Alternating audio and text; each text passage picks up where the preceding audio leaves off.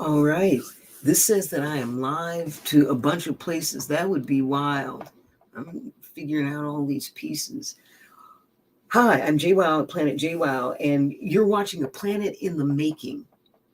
This is galactic space, y'all, and I'm having fun with my game.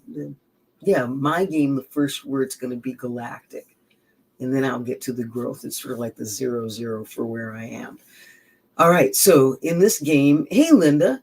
So in this game, there's this really cool program called Jarvis, actually called Jasper.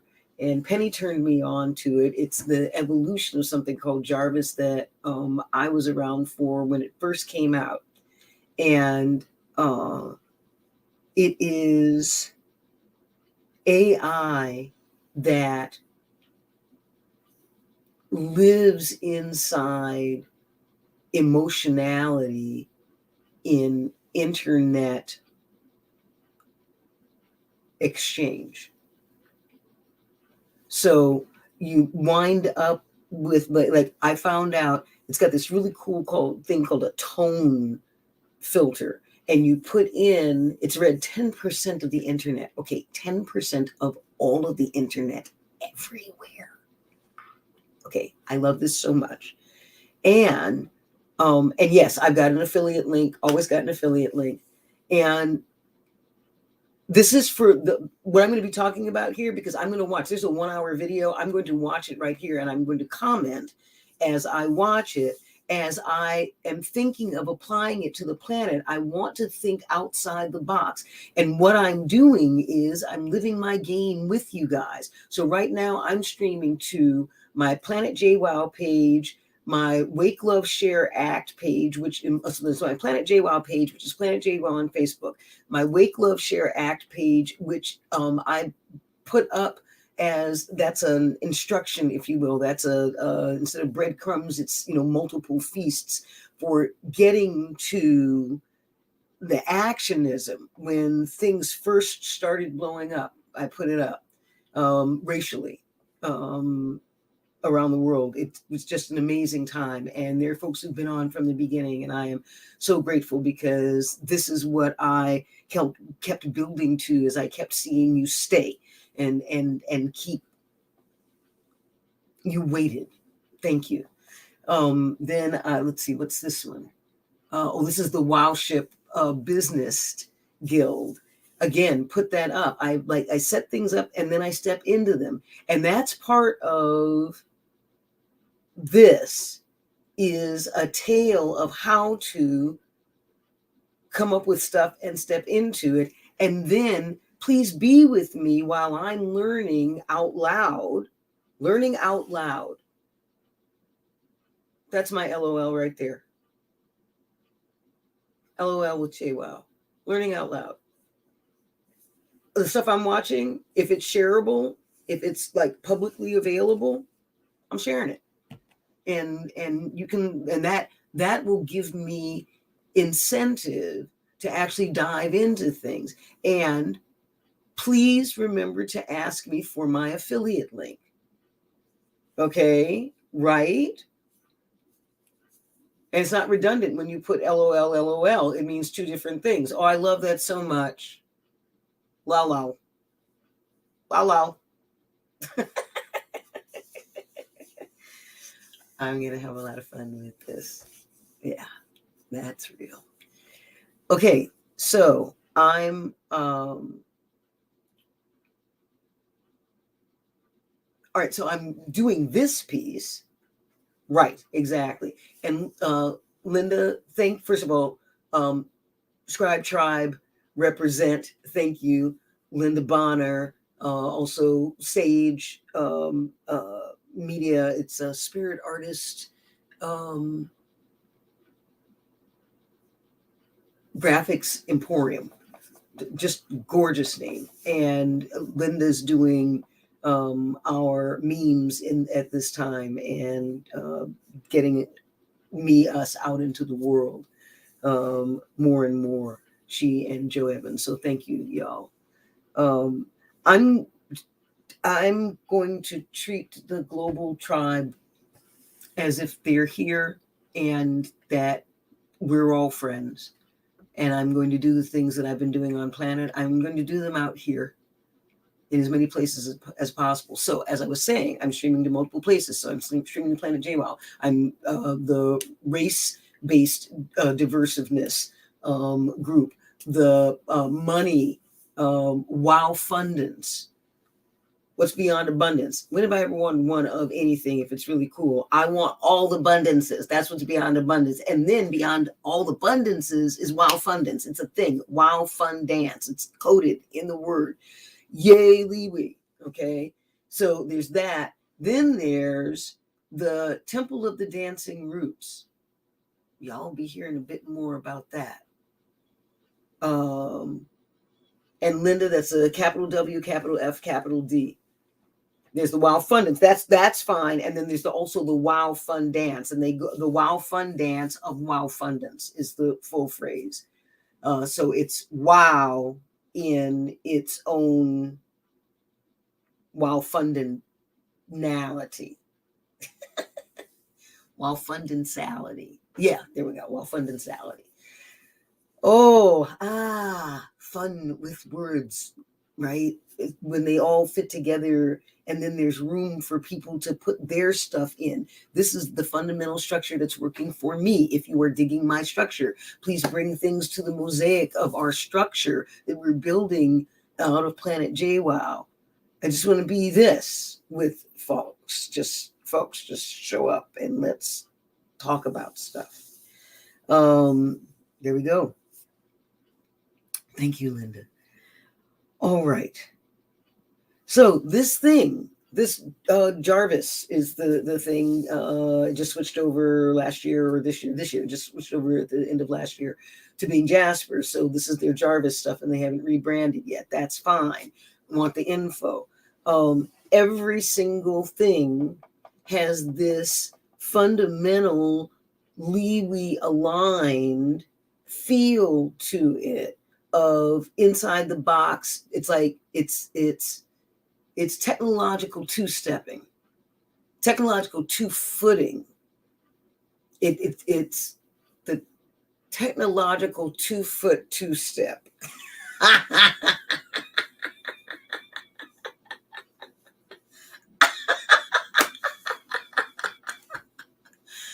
As an urban shaman, I am doing the technological two-foot two-step. Oh, that may be one of my favorite things that has ever come through. Oh my word, that's just magnificent. Okay, all right. I'm having fun. When I tell you guys I'm having fun, all right, so we're 8 minutes into the thing and we still have an hour and like 10 minutes to go with the video. And it won't be quite as long because I'm going to listen to it fast. Folks, you can slow your stuff down later when you listen to this, okay? I'm going to listen to it faster because that's how I hear lots. And this is a nice, comfortable speed for me. And I'm slowing it down a little bit from what I listen to. And I'm hoping that it's understandable and that folks will listen faster with me. So that we can get more of the thing that they say that we can't get more of. They say that we can't get more time. And I disagree. When it feels good to do good and you make sure that it feels good to be efficient and competent, then you wind up feeling good about getting more time because you are efficient and competent. It's great. You get to have full agency over being the person who is able to arbitrate your reality. This gets to be fun. Wow, wow with JWoW.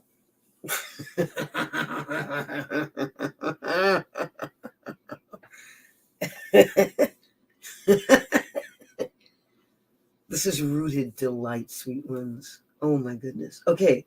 So, again, with this, bringing myself back, with this Jasper thing, right? Like somebody get clips of me doing this to the Jasper people. Like they so want to sponsor Planet JWoW and me, us, and our people in learning in new ways and sharing in new ways. I'm gonna somebody out there who's learning Liwi, y'all. When you see this video, put your thoughts in a single reply. Just repeat it until we get this. The site set up so that we can have folks actually be on it. We're going to have a kinship site, and I don't know when that's going to happen. And I want it to happen soon. So if somebody's good with Divi and with Beaver Builder and is willing to dream big with me and build cool things and share with people how we do things, I'm all in. We're gonna create. I'm creating a space where we can have our tribe, and we can be as safe as you can be when the safety is created by the ethical dangerous ones. There's some folks who really like me and who really love me, and I don't want to know what they do, and I feel protected, and I'm grateful for them, and I appreciate y'all, and so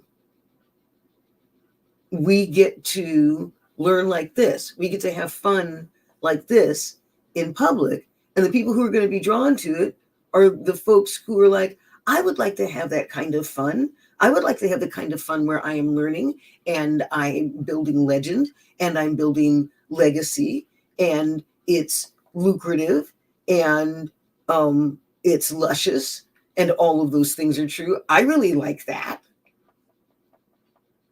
Hopefully I have enough L's for the Lalo.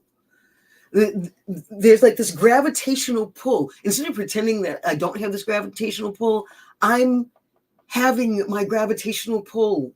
I mean, especially now. From what I understand, it's the new moon and it's conjunct with somebody's marmalade or something, and all of you astrological wise ones who know that that's funny because I just trust y'all. Okay, so y'all tell me it's a new moon and I'm supposed to eat marmalade at 2:04. I am standing there at 2:04 with my jar of marmalade. That is real. Okay, so what I'm doing is, this is what I do by myself. When I tell y'all I'm having fun building a planet, there are all these movies about this second Earth. How about if there's a second Earth right on Earth? It's not like we have to go to some weird place.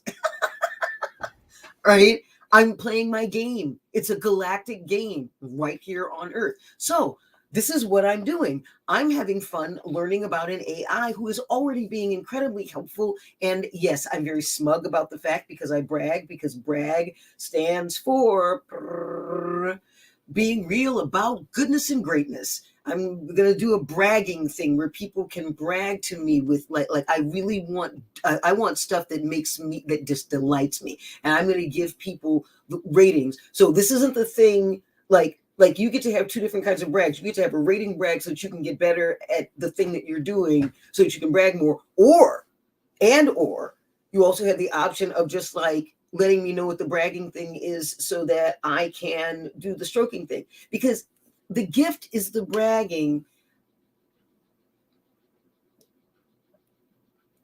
The Moju sin is the loop back. The lemniscate of your gift, and then what gets processed through this particular set of highly diversified lens stacks, which I just delight in. And so that gets fed into everything that's coming through me from someone. I've realized, people are like, you don't let people's energy in, and you don't, and you don't, and you don't, and you don't. And that's a whole bunch of sterile bullshit, because some people are built to process a lot of really cool stuff. I'm one. And there are more and more younger folks who seem to be built like I was built. I was an anomaly. I'm 62, right? So I've been like this for a long time. And there are these new folks who are just like, wow, shoulder to shoulder with you, JWoW. Let's learn it new. Let's live into it new. So as I was saying, I've got this really wide spectra set of places that this is going out to. I'm building the branches which are the roots of my wings. There we go. I am building and bridging the branches that are the roots of my wings. For those of you who are just flying Planet JWoW, there is so much code in that, and I've got it everywhere. Like, I'm talking about thousands upon thousands of hours of code everywhere. For the first time, y'all, you were witnessing at 0155 Tribe Scribe activate 0155 Tuesday 2022/0405. I am absolutely, like, I'm in the game. Growth, agentiality, magic, empowerment. Go find out about that if you don't know about that. I'm excited about deliberately going gauntlet. I'm telling, like, for folks who are just coming and just visiting, all of this delight, all the spirituality that goes with this particular urban shamanism, all of this gets to be about an AI that helps people write better. Honest, this is what it's like I'm doing it for the first time. I set up StreamYard. I'm 62 years old. Thank you, all of the non-boomers, because there's millennials and Z's and B's and P's and Q's and R, like all the alphabet that's been helping my boomer ass to get out on this stuff. Thank you. So I set up StreamYard because I've been hearing about StreamYard from multiple places that I trust. Thank you very much. Idaho Joe Evans, thank you very much. Bridget Murphy. And I got the super duper package, which, lets me stream to 8 things. And then I'm streaming to Planet JWoW, my racial diversity, my learning money diversity, my Temple of the Dancing Roots. That's what I wanted to get to. My Temple of the Dancing Roots. I am streaming to, and also to my YouTube. So this is the first time I've ever done a multi-stream. Okay, so all of that. Here we go. I'm going to find out with you, and I'm hoping that I'm able to comment out loud as if we're sitting together. And this is a class that we're taking together where I'm doing some measure of narrating. Okay, so that's the goal, is to, I am interacting with these beings as if they are there. I talk to people from the stage. Ask Dave Austin, ask September Dorman, ask Steve Farber, ask Dave Corbin, ask any of these cats, ask any of them, ask any of my friends who've ever seen me or had me in the audience. It is my delight to interact as if we are having a moment of exquisite art intimacy. So this is art to me. This is the art of being brilliant at having the technology that allows me to invite people to their greatness. That's what this gets to be for me. Okay, so I think I said all the things. We'll find out. All right, here we go. Oh, share sound. It told me to do a share sound thing, so hold on. Audio, echo, default, general, shift audios. All right, broadcast quality. All right, it says it's all the things, so okay. Oh, and there I am in the corner. Okay. All right, I see how this, this is exactly what I want. This is so exciting. This is so exciting. Hey, I could set it up so that people, like, they do gaming things and artintimacy, INTA. Get that N in there, and we have a thing. We need a place to track stuff in Slack like that. Please grab that. All right. So thank you, Linda. Right? So I'm going to get to comment right down here. Hi, y'all. So I'm going to get to watch it with you. And I guess, so is this the part where I move the camera so that I can watch it with you? Because I'm going to be watching over here. I guess when I comment, I'll look back and fourth wall, y'all. Okay, so I'm literally learning. So anybody who's watching, this is a 62-year-old urban shaman. If you don't know me, I'm JWoW of Planet JWoW. JWoW in my name stands for Julie Wood's one word, or as my close friends used to say, Julie Wood's one long-ass word. Okay, I talk a lot, got a lot to say. And I'm not everybody's cup of tea. I love being the, you still need the T, INTAMACY. And then, almost there, Linda, thank you. I get to be me in public with a whole bunch of people, and y'all self-select. You'll either stay here or you won't. You'll either come talk with me or you won't. I want to engage in a conversation about inclusion, welcome, and empowerment with the entire planet. I want a platform to get built for me, us, and what we do with Planet JWoW and on Planet JWoW. On Planet JWoW, JWoW stands for joy, wisdom, opportunity, and wonder. Right? So that gets to be true. This is so much fun. All my life, I've been catching up to myself because I'm early. That gets to be a sentence. I look forward to the day that I can hear the laughter of me doing a live cast, and I can hear the laughter in my neighbors' homes. I want that.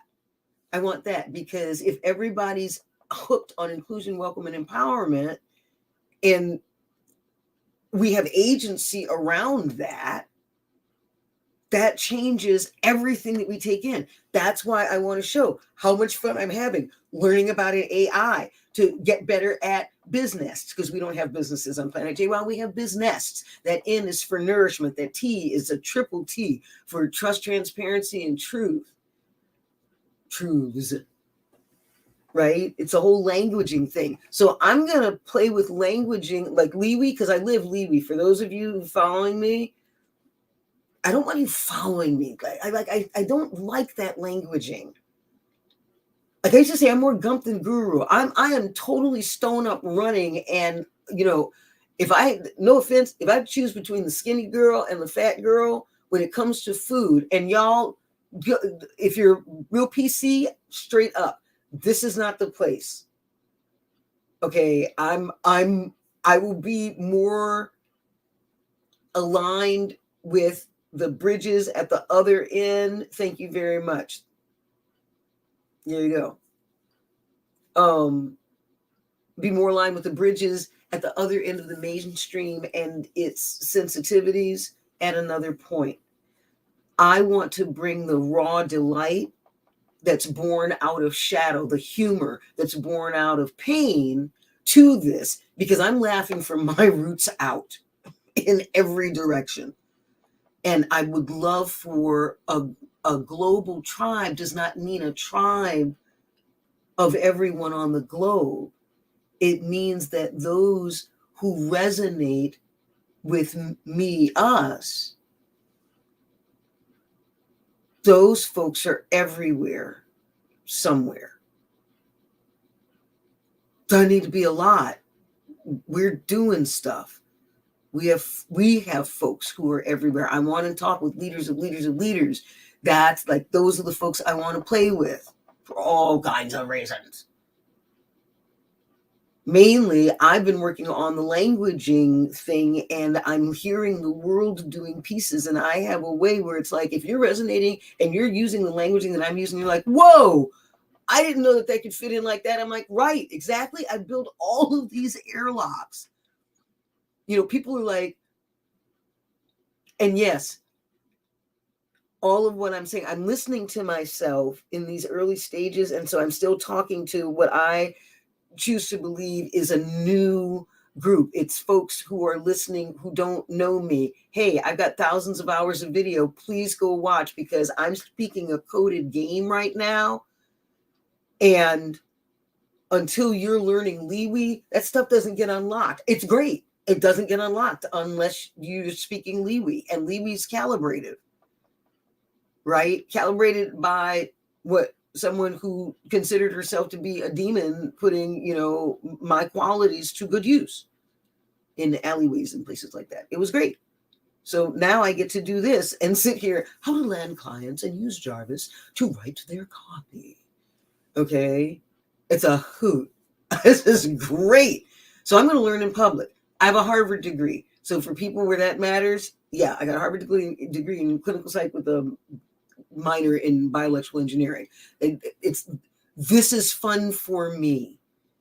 And I want it to be fun for folks who are looking to learn things in a way where you're opening new opportunities for yourselves, not just yourselves, like y'all individually, like your people outside of you and your people, for many of us, inside of us. We all get to have these new filters because technology exists.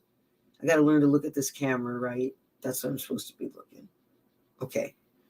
All right. So, except I'm looking at this. Okay. I'll see what this looks like when I look at it later. All right. I want to learn in public. Like that's what I want to do. And I want to show people how I learn in public, so the people who come and say, I would like to work with you and brain bliss and have a JWoW experience of my stuff through the JWoW filter. What do I need to do? Okay, great. So what you need to do is you need to study this way. Like you need to study stuff. I want people who call out, okay, so these are the primary videos, or these are the primary places, and we have a library of breaking up the 2-hour videos for a year, 5 times a week, breaking all those up, plus all the 1 cents, plus all the ones that are available in all of the places. It hit me the other day. I'm everywhere. It's the most delightful feeling. I'm here for the mainstream, the mountain, the margin, and the magic. It's great. The 4M sphere. It's great. What is the answer to the 4 H's of the apocalypse? Hurt, hate, hopelessness, and helplessness. What is the antidote? I'm not simply looking for an antidote. I'm looking for something that encompasses those feelings as well and composts them. When we look at an overlay of mainstream, margin, magic as that skin, and mountain, there's a whole dynamic event that happens that opens up for our capacity to learn, for our capacity to take in information and actually be in this lemnis state of learning with our actual learning material. I love books. I love the smell and feel of books. I love it so much. I really also love that on my iPad, when I do Kindle, when I highlight something, it tallies in with all of the 6 billion zillion other Honor Harrington readers who highlighted that passage too. And it lets me know that I have literal resonance with a galactic tribe. That's how I hold that. That's the magic that I hold around the space that I have, and I'm living it right here. I am technologically 2 foot 2 stepping. I'm going to crack myself up for a while with that. Oh, have mercy. Okay. The kind of fun I'm having is talking about stuff like this and thinking what I want to do to celebrate when SNL decides that I am worthy of, and it's a worthy. I have such respect, even though I don't get their humor most of the time now. I don't. I know what they are for the world, and they are commenting on a pain that does not register as laugh healable for me, us. So I don't find it funny. That's for us. My respect for them is that they nail a certain swath of folks who have a tendency to be leaders. It's like the modern moving comic books. I just got it. Wow. Which would make me the old fogey who doesn't get the comic books. And that's okay. I'm cool with that because I was these folks at one point. When SNL first came out, that was my time. Gilda Radner and then Jane Curtin and folks, right? Michael Keaton, genius. Eddie Murphy. Eddie Murphy is about where I stopped, actually, like really gut laughing. Which is a form of data, if we let it be, about me, us, which is pretty cool. I recently have been saying, I don't want to be famous. I don't want to be an influencer. I want to be everywhere with everyone who craves all of something that I bring with my existence. I want my existence to be Mojusin for folks. And so I'm going to have fun being that for a couple of planets. That feels about right. So all of that, Jarvis, I love the fact that it's an AI that is bringing me in. I just saw 3232. I never see 3232. That was fantastic. I saw 323222, and there's a heart. There's an I, a 2, a heart, and another 2. Wow. Mojusin, Mojucine,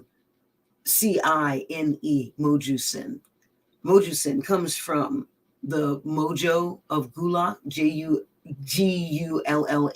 which is a language specifically to Southern Black African American slaves. So that language is where mojo supposedly started etymologically. If someone knows different from that, please let me know. That's what I'm going with. And those are my roots. That's my blood. That's my physical blood, as well as my energetic blood for like the things, right? So I've got that. I've got juju, which is, and by the way, mojo means that which heals, that which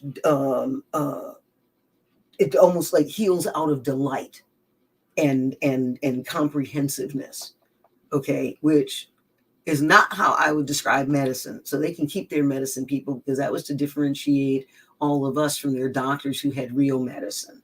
They were trying to compliment us with their colonizer language. I'm just not interested anymore. Every time I find it, I'm letting y'all know what I'm letting go of. So this mojusin, mojo, and then the juju of Swahili, that is the similar to mojo, and then that sin, which is either going to be sin or cine of whatever is the healing thing etymologically. All right, so mojusin, there you go. All right, I think I'm ready. I think I've set the table. Oh, I like that. I think I've set the table. After the floor plan is laid out, we get to set the table. I am drinking fermented beet juice and organic fermented beet juice and whole beets and organic lemon juice, both in powder. Amazing. It's delicious. And I have a permanent hot water thing. So that's how I'm getting my health thing in. And this is me raw. Oh, this is great. So I'm going to do these broadcasts like this. This I can do. This feels big enough. This feels out there enough. And then folks can come figure out how to help me run all of them all at once. They told me that I couldn't do this all at once. Hey, guess what? I stayed alive long enough. I'm doing this all at once. I am multi-locating with technological support. I am doing what I do as a shaman with technological support. And that name, shaman, that's going to change. I'm rooted in shamanism. There's a sphere, there's a sphere, there's a space, there's a source thing.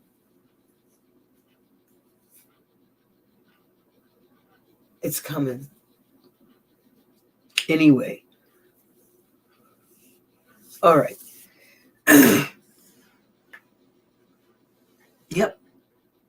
Here we go. Linda, the legend and legacy of how you are steadfast in your work with Planet JWoW, and you just showed up and you're like, I can do stuff. This is the stuff that blisses me out. And you said you needed the thing that blisses me out. May I please? Like, tell me what I need to do. You have shown up over and over and over again, and like everywhere. It has been the running delight. If there's the positive joke, it's not a joke. It is pure delight. We talk about, showing up like Linda Bonner. Okay, like you're everywhere. It's fantastic. It's like, if you can, folks, why be a stalker when you can show up with like delight and pride and be helpful and know that you are cherished? Like, that's what's going to happen here.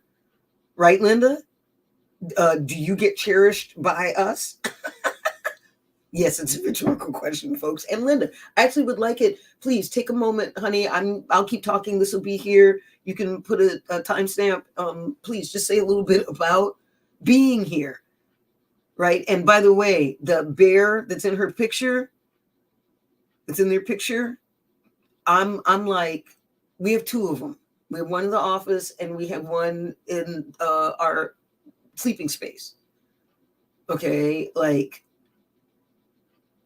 they're amazing. And Linda lives like the bears that come to her to be born. And so,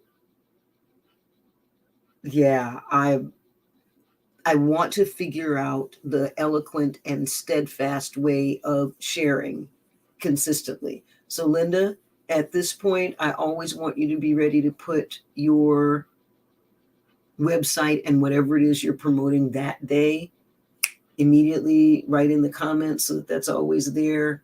And people can only do that if they're invited. And if they're invited, popping in on Planet is total hoot, right?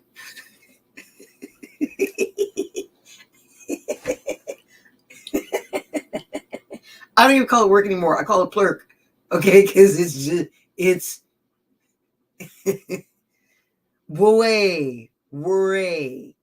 worry. No, that sounds too much like worry. Plurk. Thank you, James Wojciechowski. All right. Here we go. I don't think this will be stop and start. I'm just going to comment over this and you can watch it on your own, along with it at some point. So here we go. I think this is how I do this. Okay. Oh, boy. Oh, wait. No. I go back. I start. beginning. Let's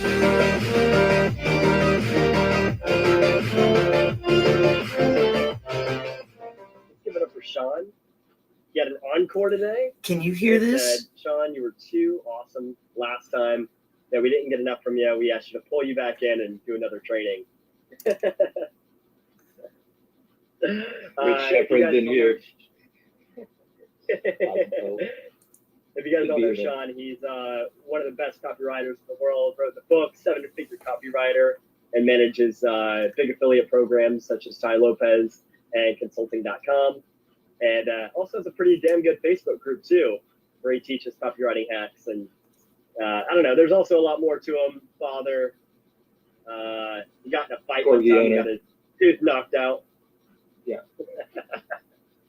That's the story we're going with, at least. Yeah. Awesome, man. Dude, I am stoked to be here. I know we've got a couple cool announcements, but this topic is near and dear to my heart. So, you know, I'll be excited to share some of the good stuff. Yeah, and this is I'm gonna make it go faster for freelancers and agency owners and copywriters. And who else do you think that this is going to be perfect for?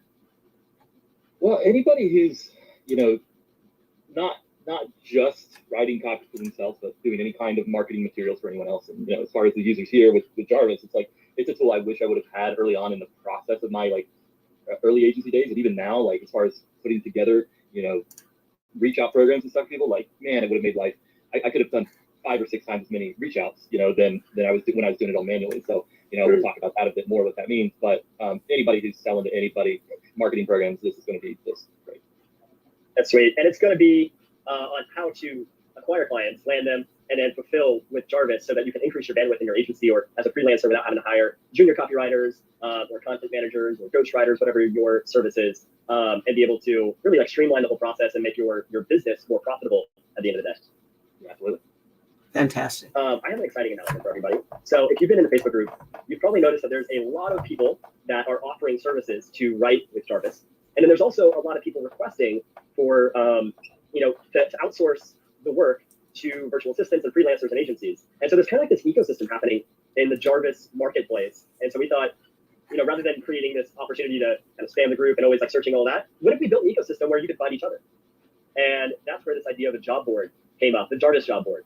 And so today I wanted to announce the first step towards that, where today you can apply to be on the official Jarvis job board and offer your services for the community. So if you're a freelancer, copywriter, ghostwriter, content writer, blog post, author, you can actually do that now officially and post your services. So you can apply for that. I'll post the link in the recording next.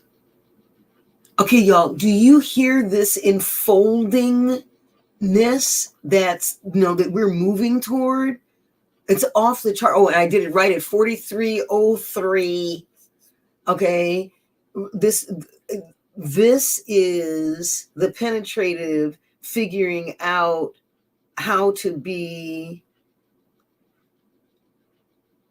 do this together, right? It's not about the divisiveness. It is about the diversiveness coming together and how do we do what we do with the currency of power? Don't get me wrong, it's still a patriarchal model. I got all of that. And, you know, sifting babies from the bathwater. This is fantastic. This is language. And I don't feel that it's appropriated in any way, you know, in terms of this feeling. This is this new feeling that we get to believe is true.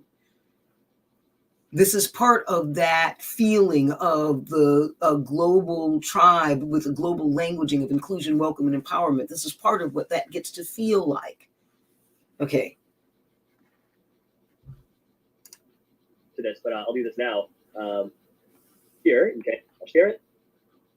So you can click on that call to action over the screen and apply to be an official like Jarvis. You know, you can post your services on the Jarvis job board and hopefully earn some business through that using Jarvis for your agency. So that's exciting. I'm helpful for, you know, helping bring business to everybody here in the community, and also help if you are looking to hire somebody to just manage Jarvis for you and grow your blog, your content, social media strategy. This is going to be a huge win for you. So with that, want to kind of hand it off here to Sean to take it over. I'm in Puerto Rico right now, so there's, you know, potentially sketch Wi-Fi, or I get rained on because every so often a storm comes in randomly. It'll be sunny one moment and then a storm the next. What I like to ask people is, like, whatever it is you're selling, what is the next level up conceptually of what you're selling. So for digital marketing, copywriting, Facebook advertising, what you're really selling is lead acquisition and conversion. That's why what's the thing in San Diego called tracking conversion? That's what you're selling at the end of the day. What you're doing is the thing that your service is about. So you might be doing copywriting, you might be doing Facebook ad management. So it's generally a good idea to get an idea of those separately, because a lot of people sell what they're doing. And that's really the first kind of big mistake here we can make in this client acquisition process is if you're selling what you're doing, anybody can shop around for you. Okay. So if you are selling Facebook ad management, guess what? You can go on Upwork right now or conversion job boards. Okay. And you can search, Facebook ad management, and you're going to have a lot of people to shop for. But if you sell what your service does as opposed to what you're doing, and this is just a semantic thing, but it makes a huge difference in what you can charge and who you can solicit, right? So if you manage Facebook ads, what you're actually doing is lead generation. So instead of selling Facebook ad management, sell Facebook lead generation. And even to get a little higher on that concept ladder, you're selling them the prospect of making more money, right? At the end of the day, what's the business hoping to do with your service? They're hoping to make more money. So, all right. So I'm going to pause this right here. By the way, I am going to stop this. This is for me. Y'all will come in and out as you see, fit, as you're able to, as you want to. This is what I'm doing to learn the things that I'm learning that you're here to learn from me as I've composted them or fermented them or whatever it is that I do on some interdimensional level with this business stuff so that it becomes whole human business learnings and logic and logistics and all of those things that make it possible for us to have the currencies of power that keep us and our beloveds nourished in whatever ways that works.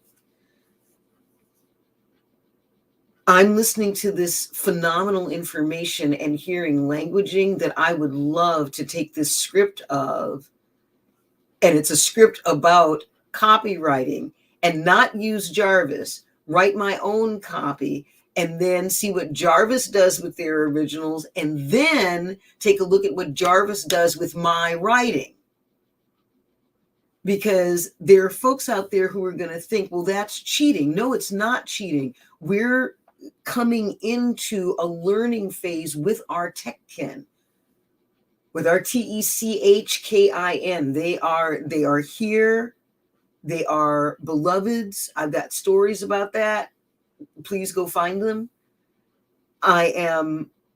There's this wonderful relationship with truth that technology has, that people's egos and trajections, thank you, Rainey Ford, have them change. And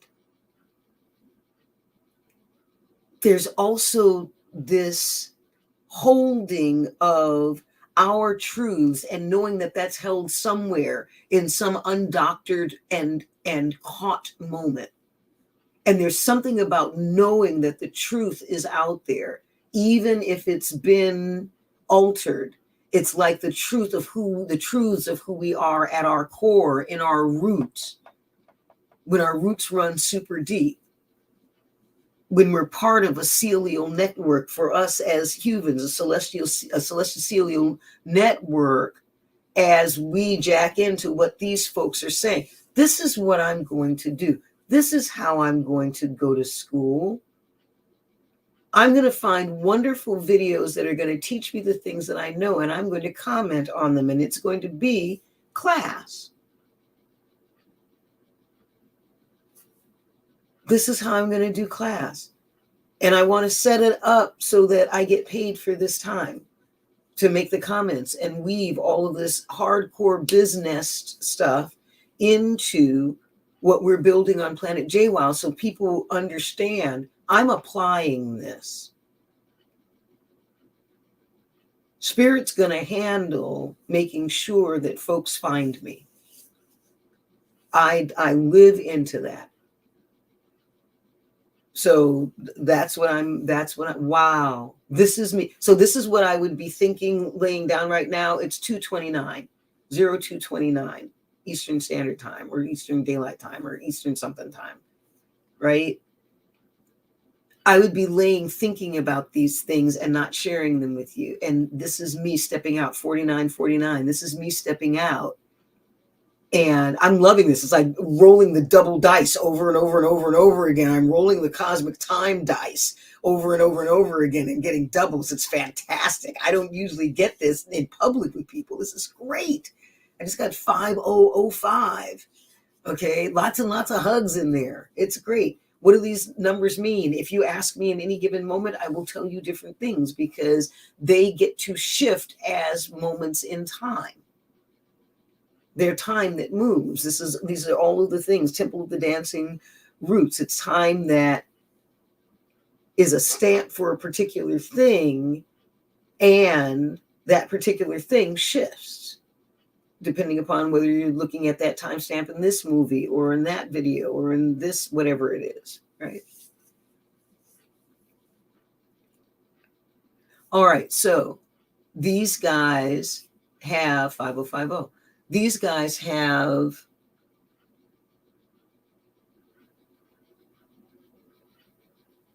they're deep in the languaging of the patriarchy that they are existing at the edges of and almost don't even know it. It's beautiful. It's just stunning. And I would love a transcript of this that I read through and make shifts in and then send to them with a thank you. And hope that it helps seed a different kind of growth for them in languaging that opens them up to the enfolding resonances that they're coming to. It's quite beautiful. So yeah, that's what I'm thinking. All right. That concept, just getting that fine-tuned before we start, some of the tactical stuff here, I think it's so important because that was a big shift in my business. Back in the day, I actually ran like a web design agency. So what I did was I built websites for people, and I sold that pretty hardcore. Like I was the WordPress guy. Like I leaned in on the tactical, and what happened was either the competition out there, you can get a website set up for $5 on Fiverr, WordPress site. Unfortunately, I was a little better at marketing to know how to compete with those folks, but conceptually, I had a limit to how much I could feasibly ask for a client to pay because I was just selling a thing that they could shop for. It was a commodity. I did a really good job of it, set up great websites, but at the end of the day, like there's only so much variation between it. But when I shifted from that to that just being the thing I did to what I was selling was traffic, leads, and sales. That and Eric says that froze. I'll repeat that in a minute. That made a huge difference in what I was able to charge, and it changed my own personal view of the value of what I charge. So when I was selling websites as a website building agency, I would sell them from anywhere from like $1,000 to $10,000. And $10,000 sounds like a lot for a website, especially these days when we all kind of know how to set up a website. But that was kind of the cap. Like 10 grand seemed like a lot, and in my own mind, it was difficult to sell because the concept of selling it, I wasn't looking at the end result for the customer. Think about that for a minute. How much does your website make you? Right. How much for your clients build marketing materials? Look at their numbers. Like what kind of revenue have you generated? When I was doing the website agency, I really didn't even think about that much. When I shifted to doing more of what I do now in the last few years to just selling, the thing I was doing was marketing services, but what I was selling was just growth. Literally, that was the conversation. It's like, you're doing Isn't that beautiful? year, let's get you to 1.5. Here's how I suggest we do it, right? Right. Now, that what I'm selling then is $500,000, right? If that's the growth difference, 50% boost in growth, that's what I'm selling. So I hit that, nail over the head a couple times, just make sure we got it. Like we've been discussing, right? There's a bunch of different approaches to this. There's no right or wrong way. I'm just sharing what's worked for me. I will say, just to make it super simple conceptually, money-wise, I sold, if you just say it this way, it sounds really ridiculous, but it's true. I sold a website for $800,000 after applying this type of mentality. Of course, that's not all I did. That's not how I sold it. Like there's a lot of, ampersands there, but that's the profit my business made from a website that I did for a client when I changed the model of what I was selling and the way that I approach people. So I'll share with you guys that approach and how Jarvis can actually help speed up the process a lot. So we're not going to go super in depth on every little thing on Jarvis, how to do these things, because what's beautiful about Jarvis is it's getting more and more straightforward, but we're going to look at more the concepts here, right? And the different models of approaching. So I put together a little mind map here. I love these things, the lucid charts, and I'll share this with you guys at the end here. At the top here, this is like a little bit more like detailed version of my business model, but I simplified it down here a bit so that we can look at a little more a little less confusing version of it. So we're going to look at two models here. We're going to look at a traditional service model and an advanced joint venture model. In the traditional model, there's actually, like, this still works very well today, and these can be blended together. Does that make sense? And the idea here is, again, we're selling a service. And we are here, and we're little Homer Simpson. We're the marketing broker. I put marketing broker, but whatever you're selling, you're selling, again, you're brokering growth for the person, whether that's, even if it's in personal development, it might be growth is them as a person. But I'm mostly going to speak about this in terms of providing digital marketing services, but just try to adjust that to your own model of thinking. But it's the one I know best, so I'm going to stick with that for the most part. But if you have any clarification questions near the end, let me know. Like, if you're in a different niche and you want some specific examples of how we can apply this to your world. Oh, there's my little guy. Hi, Rin. My 2-year-old decided to burst in. Did you hurt your knee? Sorry, guys. 1 second. Yeah, you're so big. Are you growing? Can you go get a Band-Aid? Thanks. Sorry, Guppy. Yeah, that's why you lock your doors in. This is like one of those COVID things where people, like, they're on the news and their kid walks in the background. So I think anyhow, it's great. We are Homer Simpson here. I just like the way his icon looks. Rin is the coolest thing there, Ross. And again, we're selling. I like to think of it almost as, I mean, I've already said it 3 times, so I'll say it one more time. We're selling growth. Okay, so that's our concept, very high level here. And then I also like to talk about, like, what we're actually doing. Try to think of that as, instead of a service, think of it as a product. So they call that PaaS, I think, product as a service. And when you start to think about the thing that you do for people as a product, it helps you streamline the things you do. That's out of the scope of this, but let's say you do Facebook ad services. If you think of it as a product, you have a list of deliverables that you're going to be delivering pretty much to every client. Of course, it's going to be adjustable based on different factors, but those are the 2 key things I like to keep in mind as I'm approaching these models. So at the top here, we've got a little bit of a flow of how we can actually acquire customers, all right? And that's really the first job of any business. And this may sound like some of the basics here, and of course, it really is, but I want to share with you from a digital marketing standpoint some of the different places that we can actually go out and find customers, because most people tend to just think of people they know locally, but there's a couple different approaches, and one that Jarvis really helps with a lot, all right? And Deborah, yeah, I'll be hooking everybody up with the chart at the end here. So our first step here is we want to do a little bit of brainstorming. And even if you already got a process in place, check this one out. I think you guys will like it, because what we're doing, instead of setting up what's called inbound marketing, where people come to us and solicit us for our services, we're actually going to do outbound marketing. And as you saw with my website I shared, if you didn't click it, I'll just show you. This is my inbound marketing for my business, because I don't actually like being solicited for. I don't like people coming to me to I leave an email here. That's it. Okay, because I like to go out and identify very specific types of clients that I know that I can help and help grow. The problem is when they're doing inbound sales, their customers are in hunt mode. There's different models that make that work really well, but for this one particularly, especially with equity and stuff, they're shopping around and they're comparing you to other people. I like to bring a deal to the customer that I would like to work with, as opposed to them coming to me and soliciting me for the sale. That sounds like a lot of work, and it's a bit more, but this is why we're charging a premium. We're able to charge a lot more, and make a lot more per deal, right? So, and Natalie, exactly. I will never do a deal with somebody that, even if they're just throwing money at the table, like if I know it's out of my realm of expertise and I can't get them the results I won't do the deal. Not Exactly. Because, Exactly. thing, but financially, the way I do my deals now, I do profit share for the most part. I only make money if they make money, and if I don't think that I can fulfill 100%, then I'm not gonna make as much as I know I could. Okay, that statement, like, he's uncomfortable, privileged white guy, knowing he's doing right with that and proud of himself. He's who I want to come get in touch with me so that he can brag to me full out, chest out, and I can say, thank you, yes, brilliant, good job. This is how we build bridges between mainstream and mountain and margin with this magic of bridgeneering. This is how we actually do it. Live it. You're living it. Good job. Thank you. What may we also bring into your world? You're making things possible. You're making it possible for us to get our mojusins out in the world. What may we do with you? What may we do for each other? Be inside this lemniscate of learning. This is exciting stuff. Okay, and all of this because we got a couple of phenomenal, wonderful, geek, brilliant men talking about things that they love around technology with a clear feeling that there's magic in it. I don't, that's not their words. It's just how they feel to me. We put we get all of this mojusin and magic inside of this simple learning. All right, so back to this. And yeah, referral rates bigger too, for sure. So this next step here, the survey potential clients, I like to work with folks who already have somewhat of a distribution channel and already have somewhat of a product developed.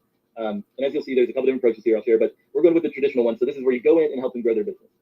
Just that's it. You're going in and help them grow. This is great talk about valuation. There are a lot of course sites now. Like Udemy is a place. If I were right now in the mode to hunt down clients, I just have like 5 clients, and that's the way I like it. I'm not looking to expand out. I have like my deals and I get paid revenue. But if I were to start from scratch, I would start with a site out here on Udemy and find courses in my realm of experience. Like I know affiliate marketing pretty well, so I could go out and find somebody with an affiliate marketing course. Okay. And you can see here on Udemy, what's great is they have like the ratings of the course and number of people who've taken it. Now, a lot of these folks probably already have decent marketing, and Udemy itself. Great way to find avatars. But let's go and let's just type in law firms. Okay, they probably have great courses, but probably don't have great marketing. English Right? for business law, commercial law. Okay, not no. These are all law of attraction. What the heck? What's another niche? I'm gonna type in insurance because we got some insurance people on here. Yeah, so fundamentals of insurance, 157 people. So let's say you're a digital marketer and this is your niche. So this is the marketing they have already, okay? I'm not gonna sit here and read it and whether it's good or not, but this is our first step in identifying the types of customers we'll be able to help, specifically using Jarvis as a tool, but also just a great place to connect with people who are creating these courses. So we got our course instructor, Basil, his experience. Now, this description, let's just look at it real quick. This course is designed for those who need strong foundation in insurance. That is a terrible, terrible opening line, okay? What does that mean? This information in this course is prepare participants, understand the concepts, inform concepts. Yeah, it's not great, okay? Oh my gosh. Yeah, so this is a terrible piece of marketing. Now, if you're just doing a traditional kind of transactional deal with a person like Basil, he sold what, 100 and something of these? I bet he'd like to sell more. You don't necessarily know his conversion rate, but you, as a copywriter or marketer, that's the service you're providing, you can tell his marketing is pretty rough, okay? So we could go directly into Jarvis and just start rewriting this. I don't know this niche that well, so it's probably best that I don't do that. But you could rewrite the course description. You could literally just go into the AIDA framework and what's the fundamentals of insurance, the name of the course here, and the product description. Let's just put it in as is. This is probably not going to be great, but let's put in witty. Oh, I like that one. Okay. So anyhow, this is what I would do back in the day, by the way. I would go and find companies I wanted to work with, people I wanted to work with. I'd look at their marketing and I would rewrite their marketing materials, parts of them, to get the conversation going, okay? So look at this. We got, do you need to learn the fundamentals of insurance? This course is designed for those who need a strong foundation in insurance. The information in this course is designed to prepare participants. Yeah, so this is already great. You'll be able to take all these courses at your own pace without having to worry about deadlines or exams. Yeah, like check this out. 10 times better already, right? Now, imagine for a minute that you're this course provider and someone reaches out to you and says, hey, listen, I've been working with folks in the insurance world. By wow, in their marketing, I saw you have a course in this. That's very exciting to see, over 100 people have joined it. That's awesome. I went ahead and took the liberty. I saw your sales page. It's great that you've been making sales, but imagine if you could double those results, right? You've had 100 people in there, but one of the missing pieces might be just that your marketing isn't up to snuff, okay? You literally just send them this AIDA thing and show them, deliver value up front and show them that you know your stuff right out the gate, right? That's where I kind of skipped this dreamless here. We'll jump back to that. But that's our value first approach here. So this is how I always go about closing clients or getting discussions started, is I give them something first, okay? Yes. That makes sense? Let me know if that makes sense to be a yes or a no or a maybe. Yes. But that's the beauty of Jarvis, is it makes that process so much easier, right? I already see this. I've got This it here is in our fantastic. survey potential clients. We got our local market too. So if you type in, I'll do a little example. San Diego law firms. I'm not good at like remembering all these different niches, but let's go to just a random one here. San Diego law firm on something rather. On San Diego office services, the needs of our individual and business clients in California throughout the West Coast local. Terrible already. As a full service firm, we have extensive resources, both in experience and I hate it. I hate it already. This isn't marketing. This is like feature listing. Okay. This is whatever. I'm not even gonna. So they're law firms that my dog is just going nuts and driving me nuts. Law firms, any kind of companies like this, a lot of times they have just a kind of bare bones, here's what we do approach. And if you have experience in that world, A, it's great to show that you do, but B, show them upfront some value. We can, oh my gosh, I already just hate this. We then leverage that understanding, create an ideal team. So let's just take this first paragraph. What's the name of this law firm again? On Law Law Firm. On Law. Anybody watch Arrested Development? Was that Bob blah. Let's do sophisticated. I can't spell. Is that right? I never trust my spelling. I did it. Close. All right. So let's do a sophisticated law firm. Okay. Yeah. Michelle says optimize for ranking, but isn't great for attracting customers, right? And you could go about it, that discussion that way, right? Michelle brings a good point. This isn't bad in the sense that it's ranked on the first page of Google for San Diego law firm. Okay. So you wouldn't want to go about it like, hey, I want to rewrite this whole thing for you. It's like hey, look, are you doing any direct advertising? It depends on the service you provide, right? So maybe what you would call like a customer acquisition landing page. If you're looking for a law firm that can handle your legal, we're the one, legal need. Yeah, Hand Law is a full service law firm with extensive resources to apply your legal challenges. I would add to that so that you can worry less and save more, something like that, right? We begin our client relationship by getting in-depth understanding. And so this, it's okay. It's only can work with the source we gave it to, which isn't that great. But anyhow, you get the idea. We're going in and we're using Jarvis as a tool to generate that front-end value piece to start the conversation. Because as you guys know, when you're networking, especially if you're started, it is a difficult proposition just to go out and reach out cold call style. I like to call this cold calling, COAL. So it's warm, but it's not, it's not like they're coming to you, but it's warm enough, right? Has the potential to catch fire. Like that metaphor, cold? Hilarious. Okay, so jump back step to our dream list here. This is something, I think it's Chet Holmes, Sales Machine. Let me make sure I get that right. Chet Holmes, Sales Book, Ultimate Sales Machine. Yeah. So this is, I like to give him credit because his daughter's awesome. She took over the business after his death and they're redoing a lot of their stuff. It's really great. But he came up with that Dream 100 concept. Okay. So it's something we can do up front as we're going and surveying potential customers. We can make a list of them. Like for myself, I have people I'd really like to work with. So, they're on my list. Really okay? doing this does make a difference. I really like to prioritize in 2 different ways, as I mentioned here. Especially when you're getting started, like what's the chance of success in the sense of you, this is the priority, right? Like what's the chance of you bringing them the results you're going to promise them? Mm-hmm. If it's a 1, like they're a priority versus someone who maybe even if it's going to make more money, but there's less chance of success, they may be a 3 or a 4. Okay, so I like to prioritize based on the chance of succeeding, and then secondary, the deal value. We'll talk more about that, right? So this can be done in a couple different ways. There's a lot of different CRM tools out there. Client relationship management, Pipedrive is probably one of the more popular ones, but even just a spreadsheet would work great, right? Then we do that reach out program, and this is where you could automate the process a bit more since we've got our awesome little Jarvis tool here. We could come up with a process for collecting the data on the client. So you need to know their website. You need to know all the things related to the service you're providing. You need all that data collected so that you can give them an intelligent marketing piece, right? To start with. Then we're going to go into the proposal production, right? And after we reach out, if they say no, this is where that little follow-up loop is here. A lot of times the first reach out, you're going to get a no because they don't know you, they don't like you, they don't trust you right out the gate. You're trying to get that like and trust factor higher by giving them that value up front. A lot of companies, by the way, like get solicited a lot with this kind of stuff. Like, hey, I critique your website. Here, watch this quick video of my critique, right? They get a lot of that, and a lot of businesses are busy. So you got to keep that in mind. If you get a no at first, don't overthink it, or you don't get contact that, keep reaching out, okay? Keep reaching out with more value. You can connect with them. This is an approach I really like, but kind of a bit more difficult these days. But I love connecting with folks on like Facebook or Instagram that I would like to work with and adding value to their world in context of like their social media posts, things like that. Get them to know my face, right? Jason says, not sure if you're going to cover this later, but does it work getting paid as a percentage of value? Yeah, so we'll be talking about that, Jason, here in the next approach.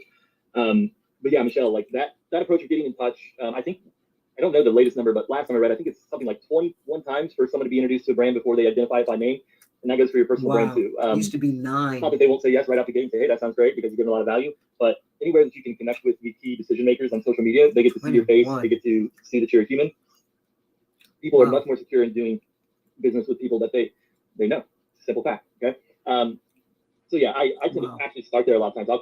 If I'm like interested, like Ty Lopez, for example, we were connected on Facebook, and I was very curious about his business. I didn't know much about it. I got involved on social media. I joined some groups he was in. This was before the YouTube thing kind of blew out. So he knew who I was, well before I solicited him for any kind of service. Okay. Then, and I'll show you what I sent him to get the conversation started. And this is kind of a risk reward thing, like how much time and effort do you want to put in for a deal. A deal for me is worth a lot with the right person, so I'm okay with spending a lot of time with it. So I usually make like some pretty intense mind maps because I just am more of like a visual thinker. But I could have got the conversation started with probably something as simple as like an email sequence or something, right? Where is my, I don't know. I'll just show you this one, for example. It's basically the same one I sent him. I just redid it for him. But I mapped out, basically the proposal was, hey, I think you're losing about $10 million a year. Here's what I would do to fix it. And this is a mess, obviously. This is scary, okay? But that's a strategy too, okay? Not that we want to overwhelm them, but we don't want them necessarily to say, oh yeah, they're right, I should do that, and just hand it off to their team. Generally, the response I'm going for is like, that looks great. I don't really understand it, but let's do it, and can you do that, okay? So that was my value first approach. Again, it's all about ratio of time to effort. I knew if I got Ty Lopez in a deal with me, it would be worth a lot. And I knew, more importantly, that I could deliver on that concept of $10 million a year growth because he wasn't doing some critical things in his business that I was doing with other businesses that were making tons of money. So that was what got this discussion started. So that's of power. Actually, over the head a little bit here. So a few questions coming in. We'll take these before we jump on to the next part here. Who are my ideal clients, Sean? Yeah. So Nishisha, I provide growth marketing services in the sense that I'm looking for folks who have already great distribution. So they have like big YouTube channels, a big email list. They're what they call these days influencers. That term, when I started this, wasn't really a huge term yet, but they have a big audience. But I'm also looking for another type of customer who has great products. And this is where the next advanced deal comes in, we'll jump into. But I'm also looking for who have great information products or software products that I can really get excited about. Conversion AI is an example of a product I can easily get very excited about and can hype up for either for my partners or for my own audience because I believe in it, right? So I'm looking for those two things. I spend a lot of time trying to identify those folks because what I can do, we'll cheat a little bit, we'll jump ahead. I can connect those two people in an advanced JV deal, okay? But I do want to jump back here to, so once we get a yes, what we're really asking here is, hey, I sent you some value.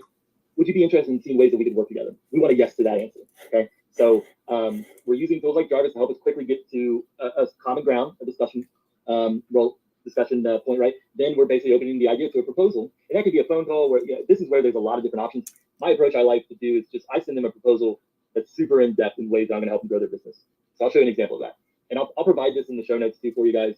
In fact, I'm gonna make a note of the things I'm gonna give you guys. I'm gonna give you the two outlines, 20K proposal. So this is kind of the middle ground of my business when I was not just doing profit share deals. I would do like $20,000 funnel setups with a small profit share. So this was 20,000 plus 1% of gross revenue. And I'll just show you real quick. This is before Kevin Spacey turned out to be a super creep. But the guy I was going after had made a post on Facebook about how he just loved House of Cards and all that, right? So I decided to theme my proposal over that to just to stand out, right?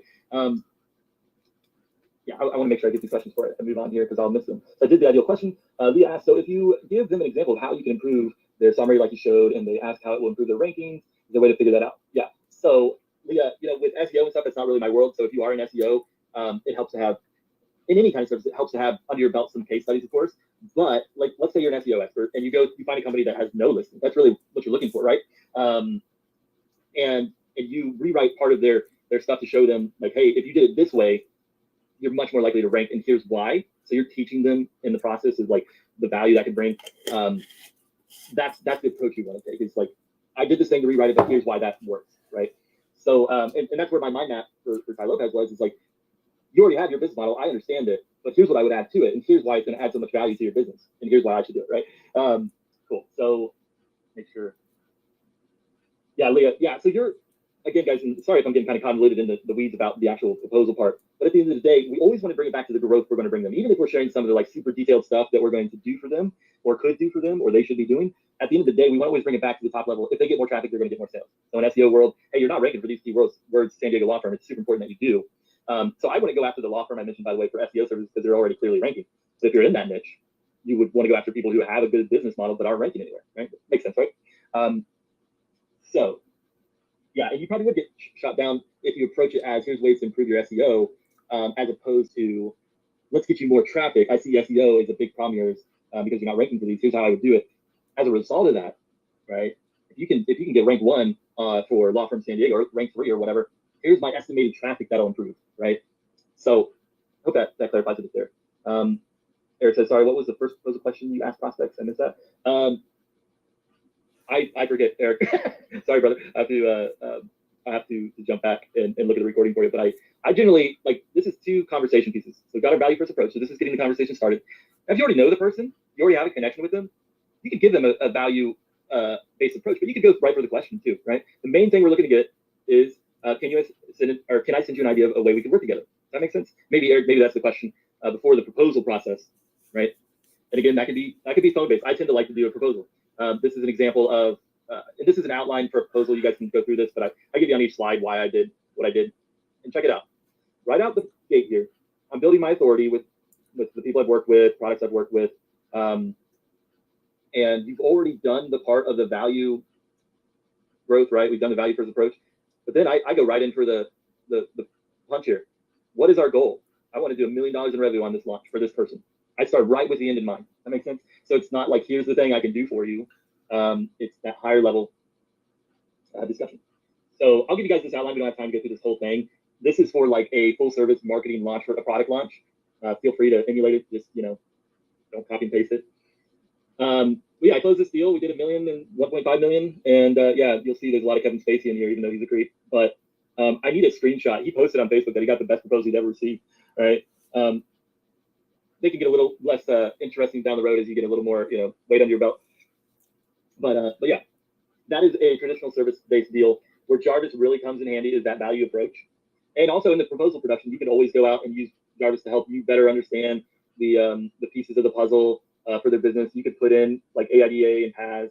Some, we're talking digital marketing here, right? All of these could be individual little service offerings, by the way. That's why I love Jarvis. It's like it's very much designed for service-based production. Real estate listings. I mean, you could start a whole business behind some of these things, but I wouldn't sell that. I wouldn't sell, I'm going to create you real estate listings.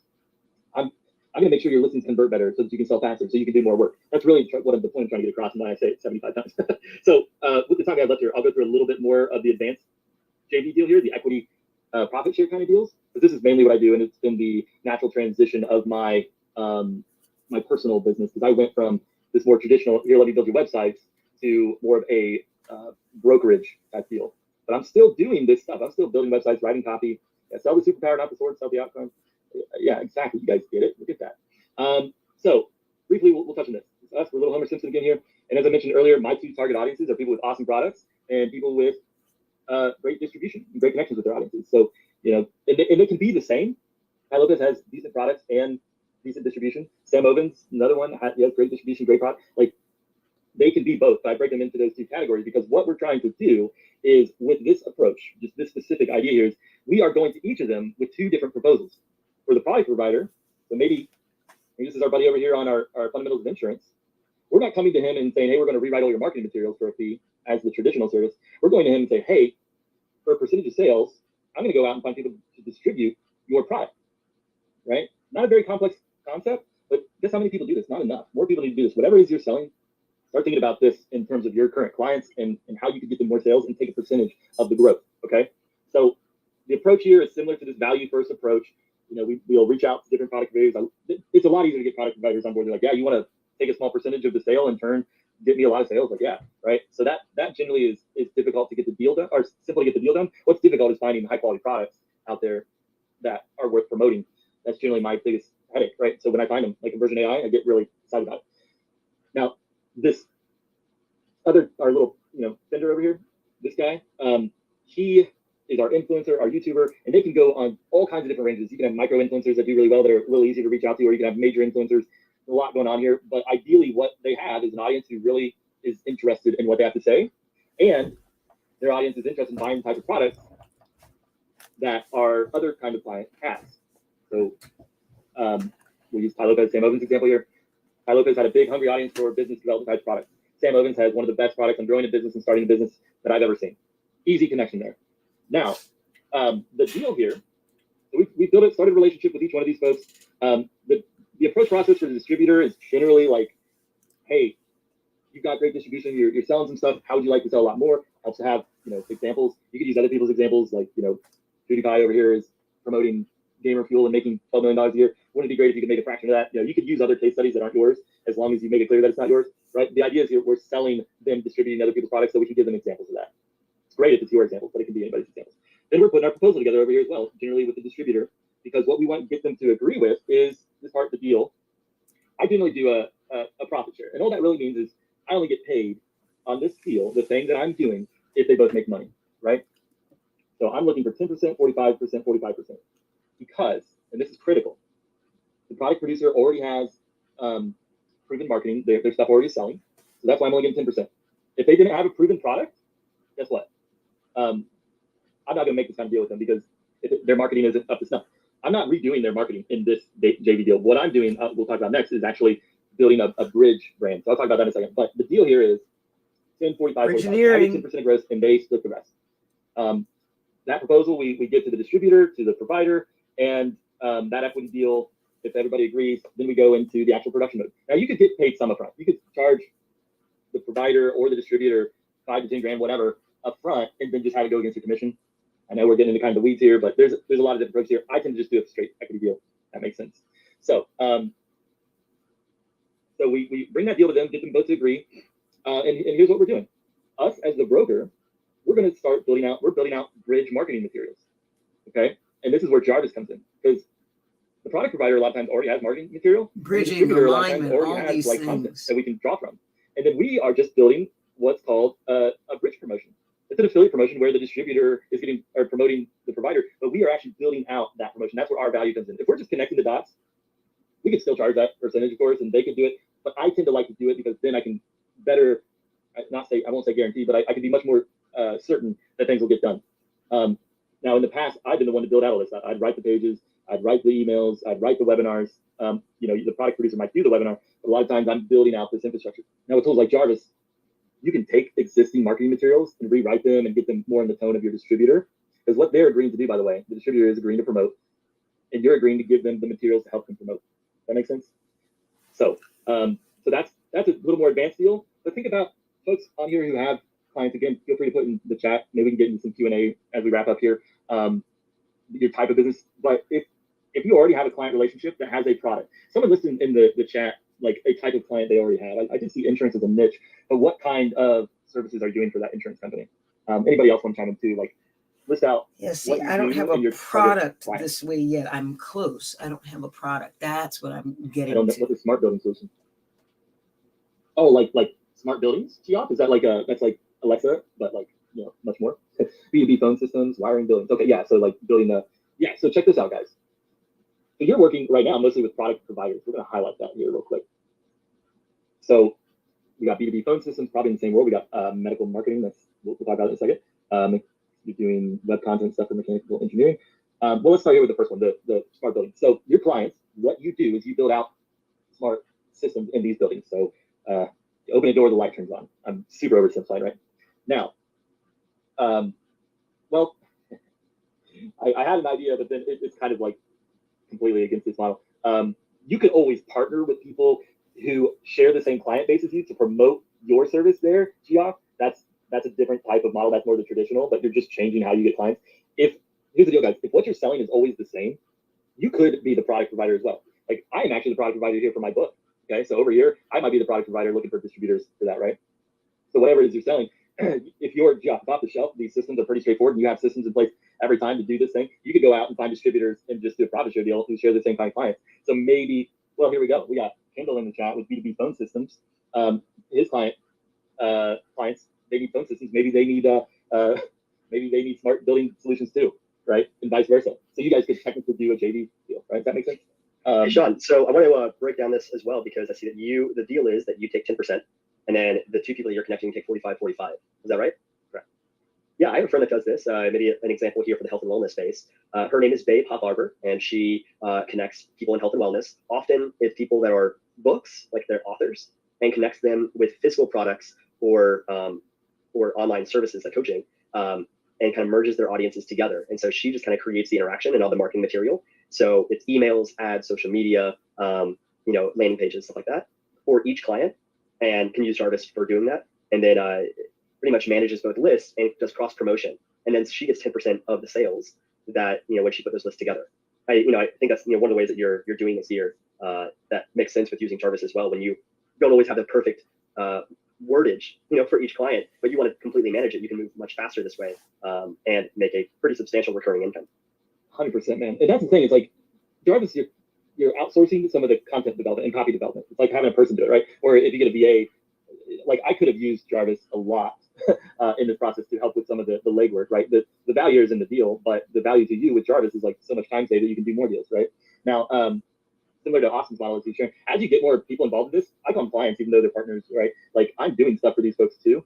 They can all start cross-promoting each other and taking percentage. Just a little bit more advanced process here.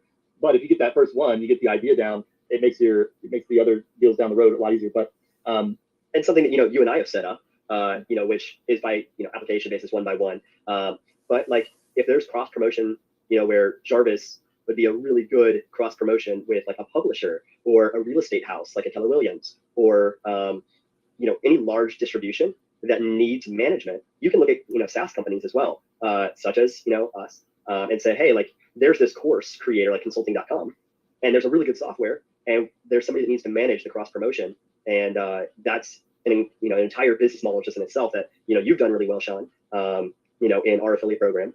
But it's also one of the ways that in our one of our very first SaaS companies is called Pay Funnels, and it was with consulting.com, and it's like just with those kind of promotions, you can make a very large recurring income for years on years on years off of setting up a product launch once. Exactly, and the beauty is another piece of value you're bringing to the table is not just the facilitation, but if you do it right, building out these bridge promotions. Let's put this in here. Bridge promotion. I'm gonna throw a little marketing lingo on here. The beauty of these types of promotions is that they're kind of co-branded. So you got both the people on there. You're building this all out. It's something new that they don't already have, and it can live on its own. It can live out there in the ecosystem. They can even run ads to it. Like you can run ads to it. Like it's cool to have that new piece of tech. And someone mentioned tracking. How do you track this stuff? These kind of deals. The beauty of why I like working with online clients and info products and SaaS is a lot of times it can be built right into the checkout system. So with the Conversion AI portal, for instance, like it's all automated, right? I just get special links and I log into the distributors client or area, and I get the links and go from there, right? So it's all like self-managed, but you can set this up yourself by just getting transparent reports from your clients and stuff, and just have that all built into the deal here. Part of the deal is you're going to send me, sales data and tracking stuff. And it gets a little complicated, of course, but that's, getting data is very important. But there's a lot of systems, and Fusionsoft is one I've worked with a lot, that it'll automatically check and set aside that 10% for you. And that's why, by the way, this is 10% gross. So it's not a 10% profit share necessarily. So it's just off the top 10%. So if there's other costs, it just gets really complicated if you have other costs like, employee overhead, all that stuff. That's when it becomes more of like a partnership, and you need like, different LLCs and stuff to actually build those kinds of deals. Well, Sean, what I wanted to like kind of bring home into this point is, we started off with talking about retainers. Some people here are probably charging by the hour. There's these different, ways to charge clients. Getting the clients is, sometimes different as well. Some people here are doing outbound versus inbound. But what it seems like your journey, if you could maybe walk us through it in a few nuggets, if you're willing to share, of how did you transition from, doing these large $10,000 websites? It sounds like that was a project-based flat fee versus an hourly, and then transitioning now to doing rev share deals and equity deals. And like, how do you pitch that? Because you're going, you're pitching cold often to your 10 ideal clients, according to this framework, doing rev share deals, promoting not the service, but the outcome, and kind of being this like outcome-based direct response, hey, you don't get paid if I don't get paid if you don't get paid. And so can you walk us through like that transition in your career? Because I think that's really the golden nugget here for everybody to learn. Well, and it's going to sound kind of funny, but it really was something that Ty Lopez taught me. So the approach here, I had been for a long time, like Austin said, I've been doing deliverable-based retainers. So one of my biggest clients was $5K a month, and I did all their marketing stuff, right? And that sounds like a really killer deal until you realize that $5K a month takes up 70% of your time for one client if you're doing it very inefficiently like I was. It's a whole other discussion how to set up your business in different ways. But that's what I was doing, right? And I could have off and on different clients. I could add, a 10K project here and there, and I'd be okay. Right? Now, when I got the conversation started with Ty Lopez, actually the value-based approach thing, I actually got, I was in LA and I just messaged him on Facebook because we were in like a Facebook group together. I said, hey, I'm in town, man. What's the chances you want to, talk shop and just hang out a bit? Ended up going up to his house and had a long discussion about it. But this is way before I even tried to solicit him on anything. But he said something up there that stuck with me, which is, whatever business you're in, you want to have an investor's mindset first. And that made there's a lot of different principles that build off that. But in general, it's like an investor would think about the money in, money out. They'd also think about the time in, time out. They would think about the long-term growth. Like there's a lot of different attributes. So looking at a deal from that perspective as an investor, do I want to partner with this person to help them grow their business? And if so, can I get a dividend off that, right? And that principle really stuck with me. And of course, that model's nothing new. It's been around for probably since business has been around. But seeing it in the affiliate marketplace too, because I would do affiliate promotions just personally, I would see that that's an option, that 10% in the JV area for recommendations. And I just kind of combined those two concepts. Instead of just networking these people together and taking a percentage, I'd actually build a promotion as well. So that was really the transition. And then just trying it a few times. The challenge with this deal is knowing what kind of clients to work with. That's honestly the toughest one. Because I've worked with New York Times bestsellers who I thought would have great distribution. They didn't have great distribution, right? I thought they did because they had that allure around them.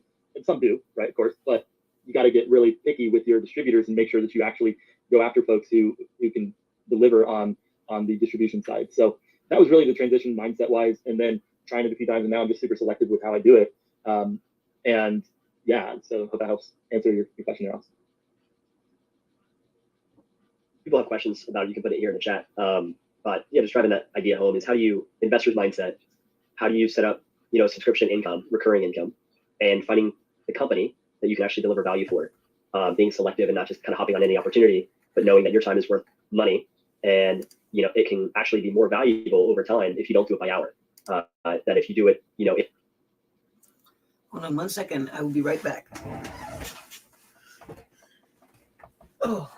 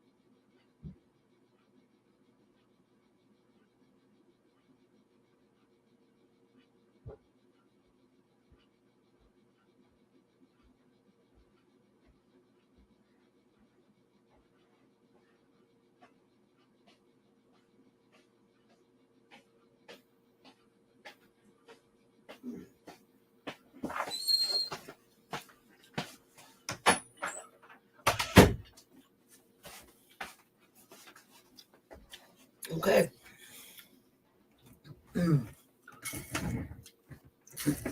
Cheez-Its and pecans.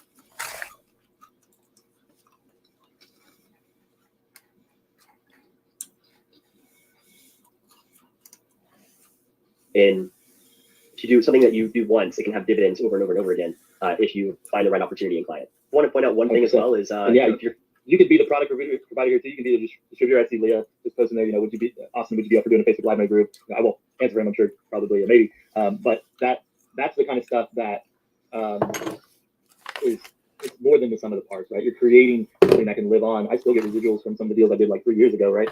And there's a lot more nuances. I have a course on this actual model here, but if you can get the basics down, you can start plugging this into your business as it is now as an experimental model, right? So if you have more of a traditional service type of deal, like you go out, get a sale, come back, get another sale, do thing, like nothing wrong with that. Just start thinking about these kinds of deals and and who you could do well with. That makes sense. So yeah. New and starting this, maybe you're young, maybe you're in college listening to this, or maybe you're new in business. You can actually continue getting clients by the hour, by the project, as your foot in the door. And now that you have that the owner likes, trusts, and respects your work, and you prove yourself, then you can move into an equity or rev share position. And that's kind of my story. Having equity in our companies, as I started off just working on projects and eventually like salary CMO to stage, and then over time grew into equity positions. So like that is absolutely a direction that you can take. You don't just have to totally switch over to this. And maybe it's like, dude, what if only 30% of your revenue came from subscription, whereas 60% came from projects or from recurring, from hourly basis. So you don't have to like totally switch over to this model. But what if you just supplemented 30% of your income and didn't have to worry about your mortgage or didn't have to worry about your car payment by having subscription income? 100%, man. Yeah, and the beauty again is like once you get this model going, you can supplant your old model if you want, or you can keep it going as well. I've just found personally I enjoy this model a bit more because it's just less management. There's less people involved. I only have 5 or 6 clients at any given time, and I can go back to past clients and set up new deals if I want. But in general, I'm just working with people I really want to work with. But yeah, it's something I think everybody needs to consider on a case-by-case basis. Even if you have an agency with 100 clients, it's like which 2 of those 100 clients can promote each other? You take a piece of equity in between and make it worth everybody's time, right? So cool, man. I'll make sure to get these files to everybody. I'll have to kind of get them in a workable format for you, Austin, but I'll pop those over. If we got any last minute questions, guys, more than happy to sit and jam for a bit. Austin, this is always fun. I love looking at these things in context with awesome tools like this. When I see a tool like this, I look at it as like each one of these sections is a mini business, right? If you sell it right. And yeah, totally. And Sean, thanks for always over delivering on these. Super valuable. And I think if there's more questions, where maybe we can start a thread in the Facebook group, kind of surrounding this topic. I'll do a screenshot here and then and post it in the Facebook group. So look for this screen here in the group, and we can continue the conversation. Great, love it, guys. I'll just very briefly answer that one last question I saw in there, and then yeah, jump in the group, tag me. Any questions you have, and Nisha just asked, is there any way to tell how engaged an influencer's following is? Not particularly off the chart, but you can start looking at their numbers. But as you get the conversation going and selling the dream to them, as you might say, you can start asking for those numbers and look at like engagement based on likes and interactions and stories and stuff. Last There are a lot of influencers who you might think have a huge influence, but they're more just like people follow them and not influenced by them. So it's stuff that comes with time. Yeah. We're going live this week. Make sure that if you want to be on the job board in the first batch that I accept, then you'll want to. I'll put it in the chat. Actually, I'll do the call to action thing. But if you're watching the recording, then next to this, there's a resource that says apply for the job board. If you want to go there, I'll post it later today in the Facebook group. Then secondly, mark your calendars for June 29th. Super big announcement. A lot of new things coming by. Honestly, if you thought the last big announcement was exciting, then you're gonna freak out on this one. So mark that for June 29th. And if you guys haven't already applied for the affiliate program, join us at conversion.ai/partners. It's a good one, by the way. It converts really well. I think I'm at a 9% on average conversion rate, which is it's you guys are paying my mortgage and then some for the rest of the year from what it looks like, and I'm going to continue to promote it because it's not simple, right? Not to hype it up too much, but Austin, I messaged you this. It's a little bit more than just a traditional tool in the sense that it's the difference between knowledge and understanding. And AI has that weird promise of understanding things where most other tools are just knowledge-based. Wikipedia is a killer knowledge-based platform, but you have to do the synthesis, right? You have to go in and do the thinking. Jarvis allows you to offload some of that and leverage this amazing technology. So personally, I'm just like blown away by it. I'm still trying to wrap my head around it. So appreciate you guys having me on, and tag me if you have any questions in the group.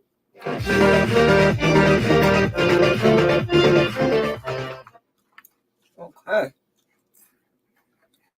Well, there's that.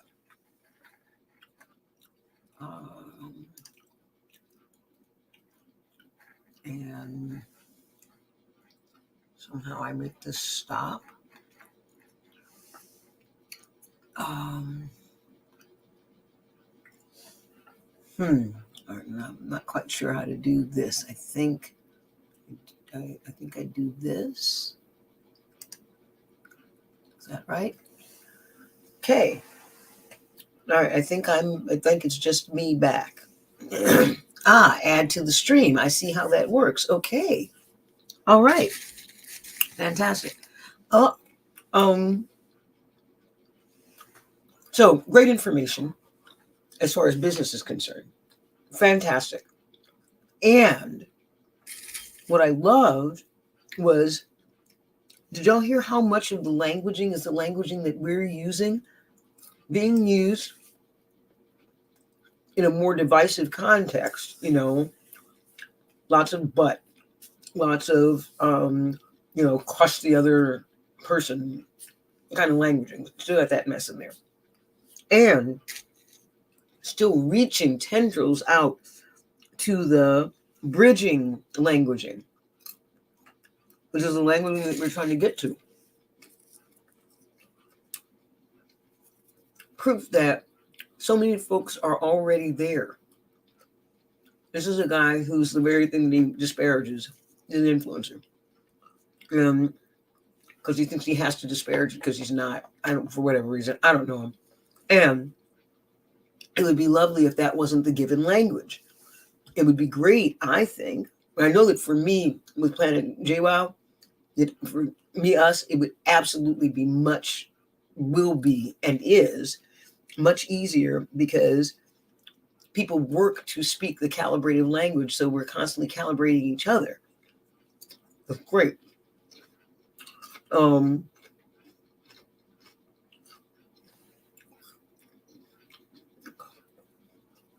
Cheez-Its, calm me down.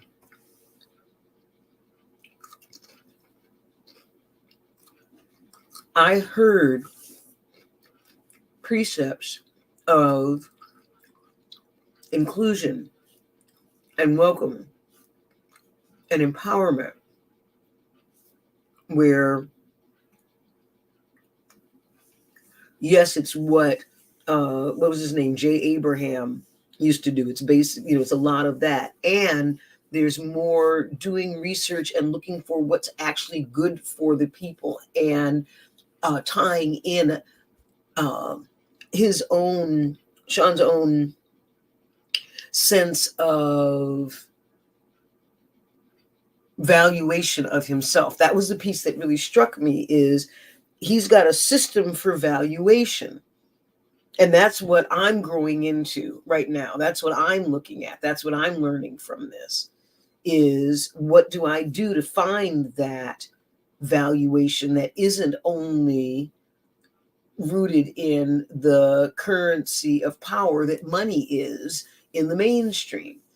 That went pretty hardcore after all the yummy things in the beginning. It went pretty hardcore on the standard, make more money, do it faster. There was less savoring and what have you. And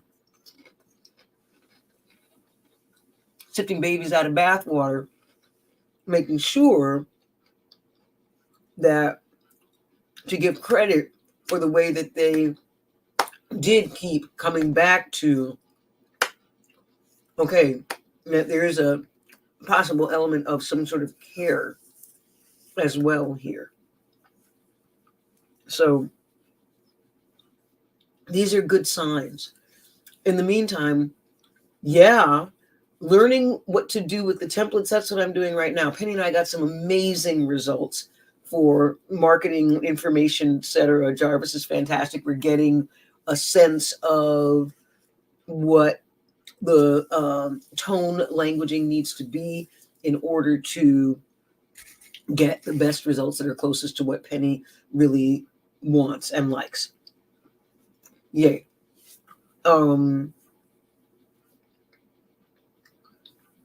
And I'm so impressed. I'm so 143. I'm so enamored of all of this that I am here at 3:23 in the morning studying how to be a better friend with this AI. That's how I'm seeing becoming friends with that which we study is a different approach for me. I could not afford that. I could not afford to further associate pain in myriad ways with learning. Now I don't have that, and it's just delightful. I get to be delighted. I literally get to be delighted. Okay, so the way that this all ties in for me is I just had a wonderful time learning with folks, and I didn't talk a whole lot because he was saying lots and lots of stuff. I did say a few things, and I guess it'll be like that. I haven't ever done this before, and this was super easy. So, yeah, it'll kind of be, I talk about why a bunch of stuff ties in, and then we watch a thing, and it'll be long, and we'll get to hang out together. If this winds up being the movie that changes our lives, fantastic. And I get to build tribe. So, main thing right now is a videographer.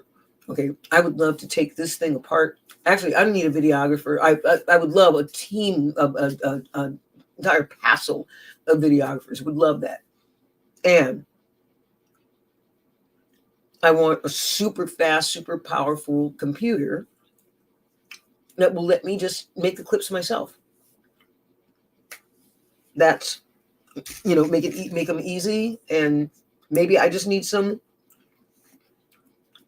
simple software and learn how to use it well. Maybe all I need is iMovie. I don't know. I just know that it ought to be easy to do. I'm willing to learn. And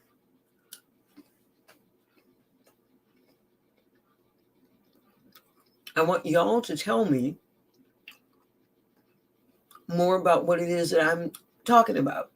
I mean, reaching out to this global tribe is, come play with me. It's time. Now I feel like I can answer stuff. So I want to find out what y'all want to know about me, about Planet JWoW, about what we're doing. You tell me. And then that's what I'll share with you in my book. That's what I'll share with you in these different things. Okay. So think about this as someone with lots of enthusiasm and not much skill when it comes to hugging. That's how I see this video. And they got further than a lot of people with the care piece. So now we just look at where do we apply the Libby languaging, the simple things, for example, with the but, as I said. Where do we apply the Libby languaging so that they get to be better, more guardian than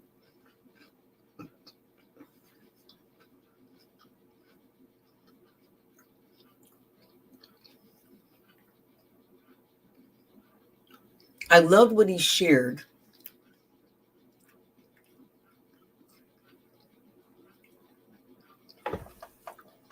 You have to have a certain measure of do it yourself to get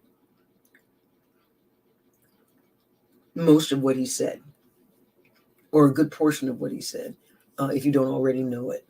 It was a lot, and it was, I went fast because, I can, and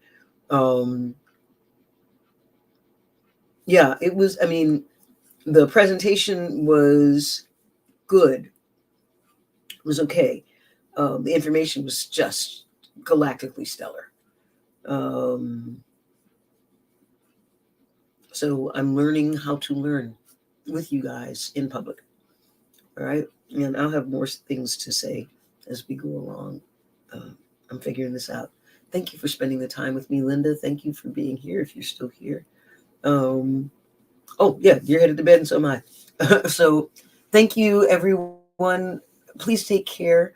I am JWoW, with Planet JWoW. And this is our legend that we're building together, sweet ones. Thank you so much for this time. Sticking to it. See you soon. Bye-bye.